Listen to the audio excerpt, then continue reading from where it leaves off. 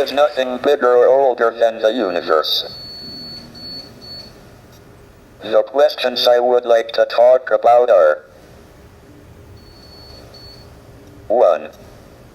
Where did we come from? How did the universe come into being? Are we alone in the universe? Is there alien life out there? What is the future of the human race? Up until the 1920s, everyone thought the universe was essentially static and unchanging in time. Then it was discovered that the universe was expanding. Distant galaxies were moving away from us. This meant they must have been closer together in the past. If we extrapolate back, we find they must have all been on top of each other about 15 billion years ago. This was the Big Bang, the beginning of the universe. But was there anything before the Big Bang? If not, what created the universe? Why did the universe emerge from the Big Bang the way it did? We used to think that the theory of the universe could be divided into two parts. First, there were the laws like Maxwell's equations and general relativity that determine the evolution of the universe, given its state over all space at one time. And second, there was the question of the initial state of the universe.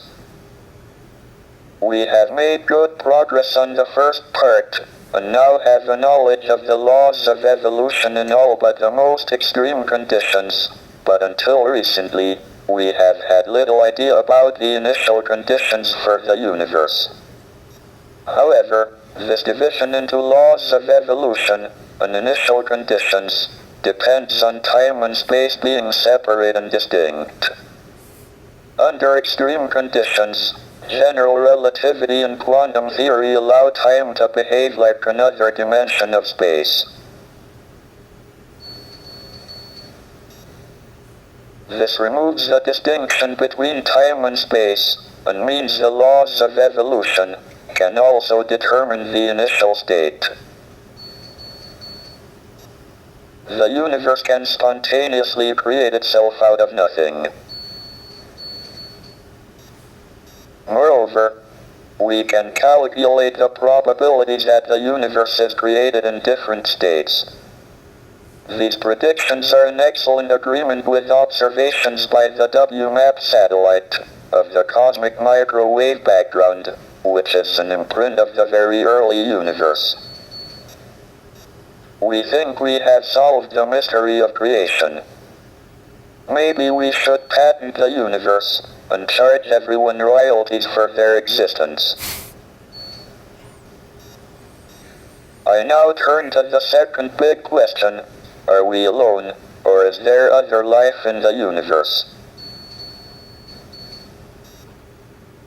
We believe that life arose spontaneously on the Earth, so it must be possible for life to appear on other suitable planets, of which there seem to be a large number in the galaxy.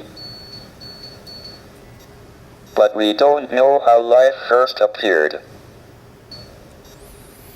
We have two pieces of observational evidence on the probability of life appearing.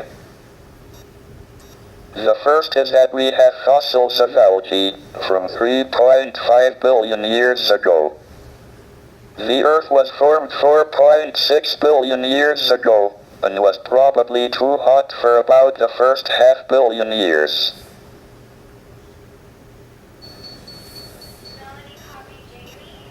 So life appeared on Earth within 500 million years of it being possible, which is short compared to the 10 billion year lifetime of a planet of Earth type. This suggests that the probability of life appearing is reasonably high. If it was very low, one would have expected it to take most of the 10 billion years available. On the other hand, we don't seem to have been visited by aliens. I am discounting reports of UFOs. Why would they appear only to cranks and weirdos? If there is a government conspiracy to suppress the reports and keep for itself the scientific knowledge the aliens bring, it seems to have been a singularly ineffective policy so far.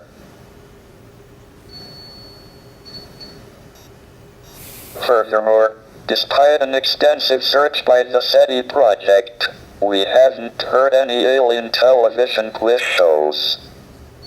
This probably indicates that there are no alien civilizations, at our stage of development, within a radius of a few hundred light years. Issuing an insurance policy against abduction by aliens seems a pretty safe bet. This brings me to the last of the big questions, the future of the human race. If we are the only intelligent beings in the galaxy, we should make sure we survive and continue. But we are entering an increasingly dangerous period of our history. Our population and our use of the finite resources of planet Earth are growing exponentially, along with our technical ability to change the environment for good or ill. But our genetic code still carries the selfish and aggressive instincts that were of survival advantage in the past. It will be difficult enough to avoid disaster in the next 100 years, let alone the next 1,000 or million. Our only chance of long-term survival is not to remain inward-looking on planet Earth, but to spread out into space. The answers to these big questions show that we have made remarkable progress in the last 100 years. But if we want to continue beyond the next 100 years, our future is in space. That is why I'm in favor of manned, or should I say, personed, space flight.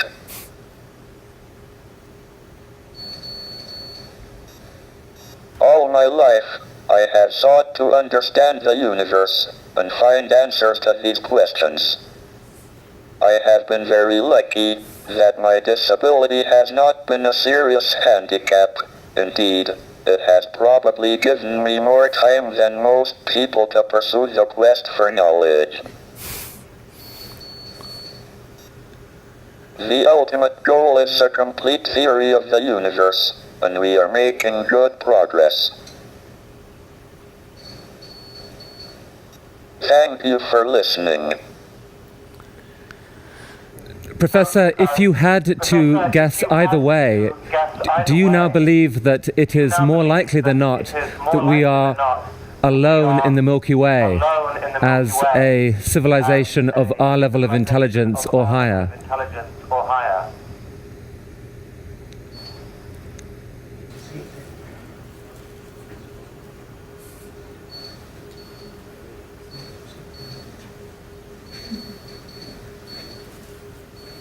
This answer took 7 minutes and really gave me an insight into the incredible act of generosity this whole talk was for Ted.